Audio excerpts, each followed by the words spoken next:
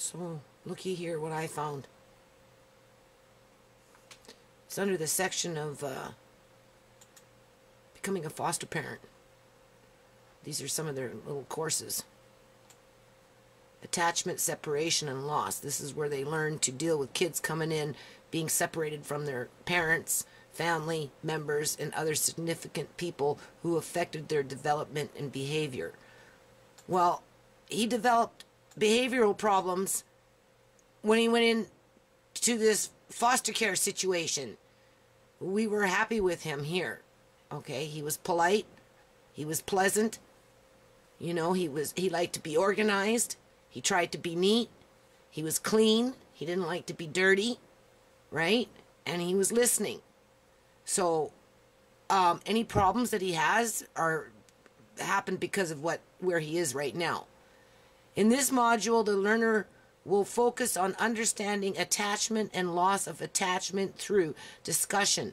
So they admit that the child goes through this, but they don't consider it to be abuse.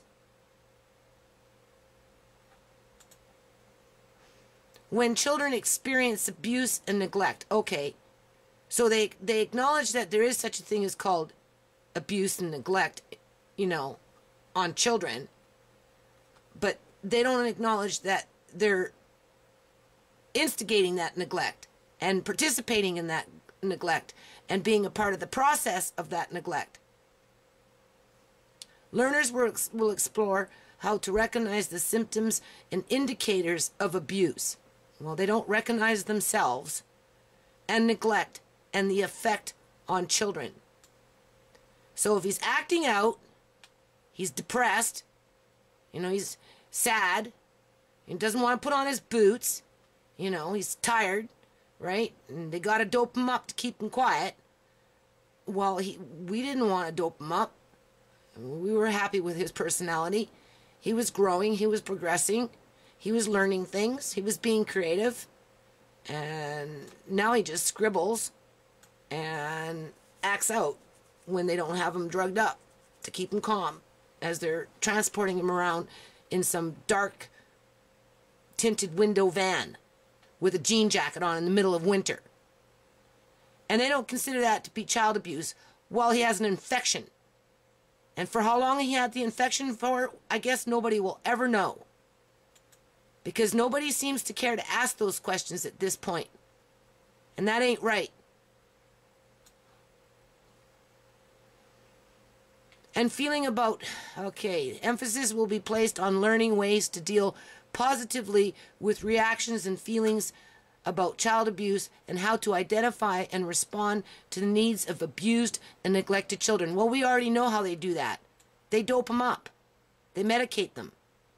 Oops. They medicate them. Right? That's how they deal with that issue. How to identify? Well, they don't want to identify themselves. They just want to point out the symptom. He's acting out. And how to respond to it? Well, just medicate him with something that's, you know, prescribed by them. Understanding how to support a child who is disclosing will be discussed. Disclosing. What is that supposed to mean? Understanding how to support a child who is disclosing. What, shutting down? You know, drawing into himself? The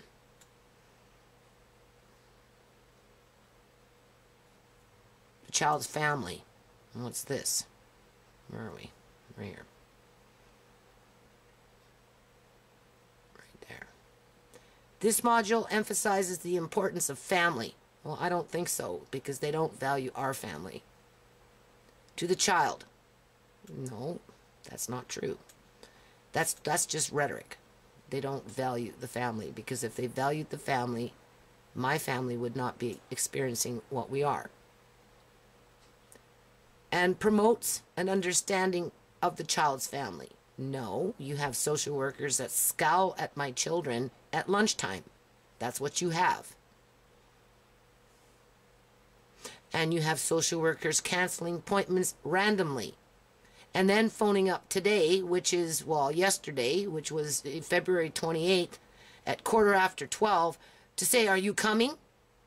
After you told everybody that they have to call at 9:30 in the morning to confirm it, and then they have to be there by 11:30, half an hour, 22 or something, before even 12 o'clock comes, before the caregiver will even bring the baby. So how does that make any sense? 1 minute you're saying phone at 9:30 in the morning for 12. When they do that, and they get through, if you answer the phone, then you turn around and you say, well, you have to be here now at 11:30, 20 minutes to, otherwise the caregiver's not going to come and bring the baby. And if you're not here by 22, you can cancel the appointment. And when they do show up at time, you still send them away and cancel the appointment. You've done that twice already. And then today, out of the blue, after you sent them away last week, because they were only allowed to have lunch for 30 minutes, and then you asked my two younger daughters to leave, this week you phone them up and saying, where are you, at 12:15? When my middle daughter tried to phone 2 times yesterday and left a message, and nobody called back yesterday to confirm anything, and nobody phoned this morning to confirm anything. And when my older daughter phoned to make an, to say she's coming for her visit yesterday, on Tuesday, you didn't even answer the phone. So, it's a joke. The caregiver's role in working with and involving the child's family is explored. No, they never explored anything. All that happened was the caregiver phoned up and said, I don't want Andre to see the kids on Thursday because he's acting out after seeing them on Tuesday, which he wasn't acting out. He was having crying seizures, which you failed to acknowledge as child abuse.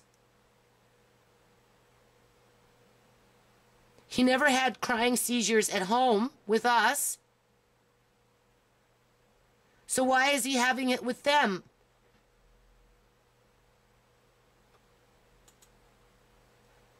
And when my children feel like committing suicide, that's not working with the family. These are teenagers we're talking about here. Why should my girls have to feel like they got to commit suicide because they feel that they're never going to have their nephew back? They're fighting a bunch of witches and want to sit up there and lie. Where's this British Columbia foster care education program? Quite contrary to what they teach you in the real world. Caring for children. Communication skills and self-awareness. No, they're destroying his self-awareness. And they're definitely not communicating with him, because if they were, they would allow him to come home.